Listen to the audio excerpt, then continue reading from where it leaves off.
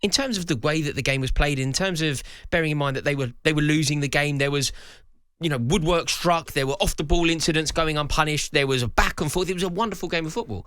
I think overall, Arne Slot will sit down on the team bus on the way home and go, do you know what? Genuinely incredible game. It was so good that, obviously, as you know, I have my allegiances to Newcastle. Even in spite of that, I was there going, this is an unbelievable game of football for the neutral. It was incredible. Yeah, I completely agree. It was a smashing game of football. Like, there's no two ways around it. It was pulsating. It was everything that you want from that sort of encounter, that sort of clash.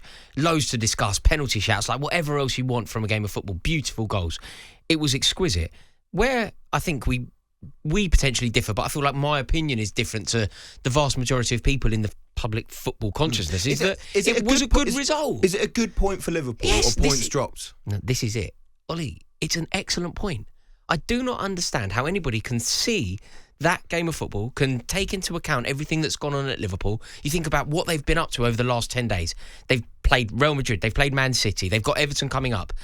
And to look at their fixture in the complete context and to deduce that somehow the title race is blown wide open because of Liverpool accruing a point away at St. James's Park. Is it all to do with the kind of context of it, though? Because, when you think about the fact that they beaten Real Madrid pretty comfortably at home, then they beat Manchester City, and almost it felt ruled them out of the title race. That was the kind of narrative after that game. They then head into this next one, and people are there going, well, Arsenal are massively going to have to play catch-up. They've got a difficult game because Man United are having a bit of a resurgence. And then it's the narrative of the game as well, isn't it? Because Liverpool were ahead right to the very end. They then obviously drop 2 points, and Arsenal have a comfortable win against Manchester United. Of course, if you look into the very specifics of the game, if you look into the minute that the equaliser was scored by Newcastle at the death, if you think about how that goal was scored, Kelleher's mistake, if you think about many other moments in the match, for example, Darwin Núñez's miss, of course I understand why Liverpool overall might be a little bit defeated with it being a draw, a little bit emotionally defeated. But a draw away from home at St. James's Park in wintry conditions, it's a good point. There is no doubt. But let's not forget, Rory, as well. I mean, I know it's a good point, and you're being very flattering even to my own team. But I watched Newcastle against Crystal Palace. Yes, they're a different beast at home, and yes, they would bang up for it last night. And I'm so pleased as a fan to see how they reacted. But it's also a Newcastle team that had one shot in their last game with none on target. And I think the thing that would worry me if I was a Liverpool fan was just how in their faces Newcastle were able to be. Jarrell Quansah had a very nervy game. Joe Gomez as well. You really saw, for me, the effect of not having Konate in that team. So if Liverpool are going to continue to be these title favourites, that would be the thing that would worry me a bit. At the other end of the pitch, though, they are still absolutely clinical. And also, Newcastle United famously elevate the tide, don't they, when they play a bigger, more striking opposition. I think on that, I think that it helps them, firstly, that Liverpool are coming to play. They're going to be more open. They're going to try and attack. That then suits Newcastle, who are able to then come on the counter. I think where Newcastle keep getting unstuck, strangely, is when they play, teams like, West Ham and Crystal Palace. They lost to West Ham. They drew with Palace very late on in the game, but really struggled with being on the ball and trying to break teams down. Whereas when Liverpool come, or even when Arsenal came to St James's Park, they at least were able to have a few attacks where they were able to get forward and get a goal, and in last night's case, 3 goals. Yes. And managed to get the point out of it. So I think it is it's elevating for the occasion, of course, but also it's to do with the way that Liverpool are playing. But Ollie, this is where the way that people are talking about this game and what it means for the title race and what it tells us about Liverpool and what we now understand to be Arne Slot's message going forward. I don't think we've learned anything. I really don't. I think ultimately Liverpool aren't going to win every game this season. They currently sit on about a 90-point win ratio. 90%, sorry. 90% of games that they play, they win. They've played, 21 games and they've won 18. That is unbelievable. Truly, truly dazzling statistic.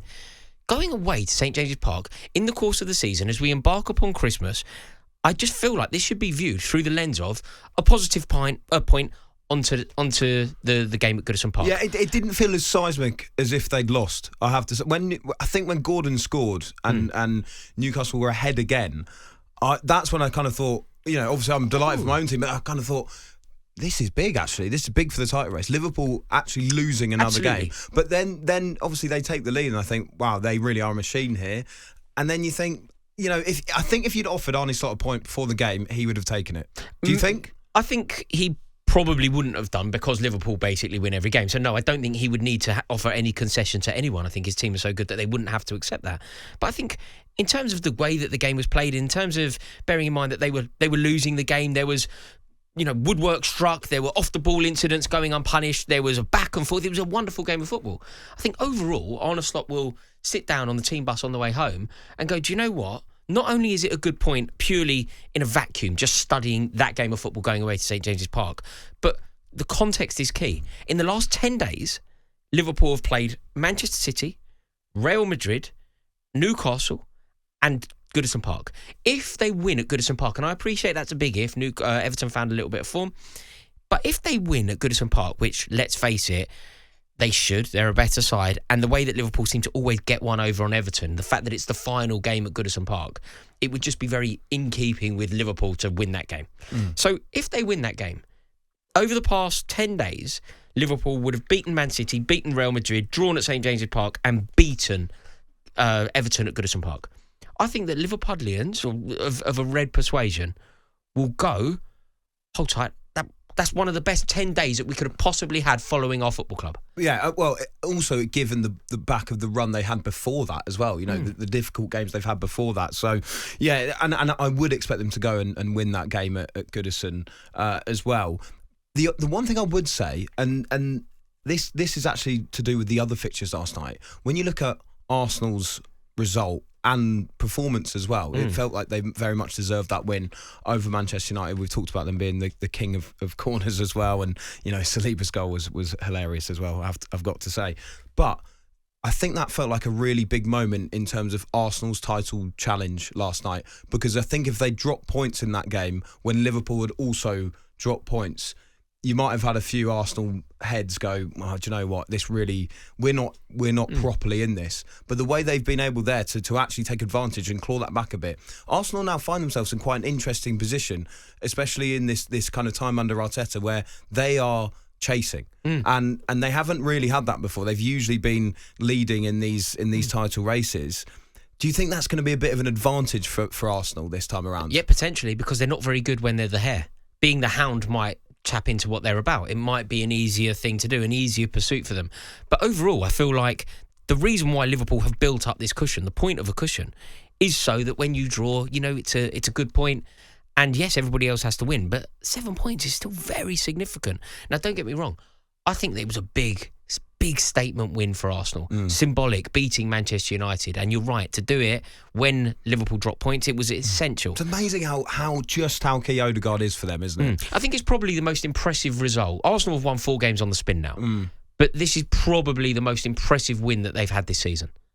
Yeah, I'd argue. Yeah, because you're probably right. Because winning ugly is way more it's way more impressive to beat Manchester United via 2 set pieces, scrambling the ball in, fighting for their life a bit, and ultimately bullying Manchester United. It's far more impressive and far more meaningful to do that than slap West Ham. Slap 5 past West Ham. That's when everything's going well. Beating Manchester United in those circumstances and winning ugly. It's got to be there. It's got to be the best that win edge now, had. Haven't they? Yeah, they have, and it's going to be interesting to see.